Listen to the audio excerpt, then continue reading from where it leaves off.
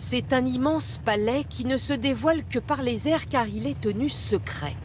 6000 m² habitables dont profite déjà Viktor Orban, le Premier ministre hongrois. Là, on peut voir plusieurs piscines. Il y a aussi une palmeraie. C'est un mini Versailles.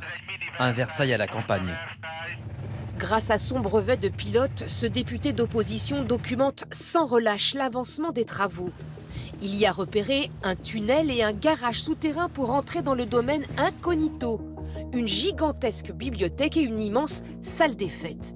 Jadis propriété de l'Empire austro-hongrois, le château appartient aujourd'hui au père du Viktor Orban. Valeur 15 millions d'euros et nul ne sait comment il a été financé. Pour ce genre de scandale, dans une démocratie normale, le gouvernement tomberait.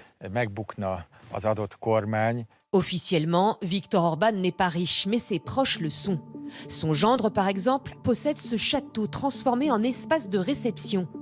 Il gère une dizaine d'hôtels de luxe à Budapest, comme ces thermes emblématiques de la capitale hongroise. Tous achetés grâce à des banques amies du pouvoir.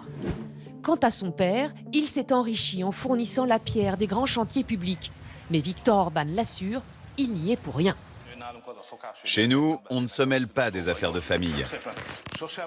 Je n'ai jamais été un homme riche et je ne le serai jamais. Viktor Orban aurait donc un train de vie modeste. La preuve à Felschutz, son village d'enfance et sa petite maison dans laquelle on le voit chaque année en train de fumer du jambon. Vidéo retransmise dans les médias officiels.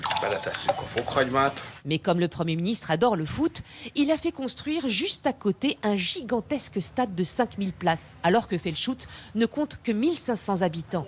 Pour cette journaliste d'investigation, ce lieu est la vitrine du pouvoir. On peut dire qu'il a construit un stade dans son jardin. En fait, c'est la concrétisation directe d'un rêve d'enfant.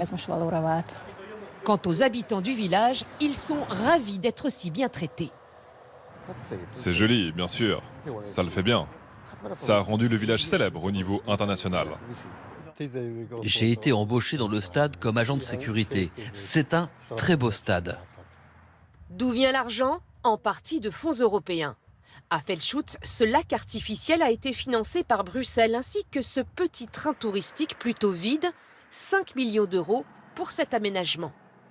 Partout dans le village, des panneaux signalant l'aide financière européenne. Même le magasin de jardinage a bénéficié de l'argent de Bruxelles. La Commission européenne a émis des réserves, mais sans résultat. Si on voulait montrer à quoi ressemble un village européen abreuvé d'argent public, alors ce serait ici, à Felschutz.